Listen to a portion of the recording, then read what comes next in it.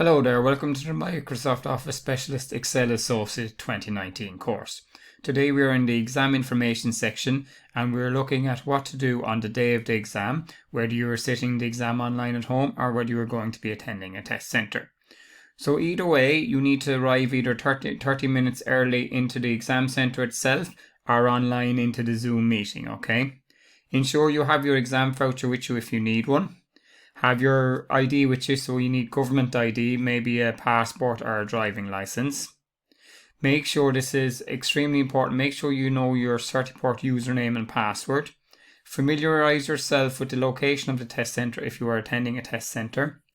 Try not to be nervous. I've done a lot of exams myself and I do realise it's quite nerve-wracking just before you sit an exam. So just try and kind of take a deep breath and be calm about things. You generally find you will do better.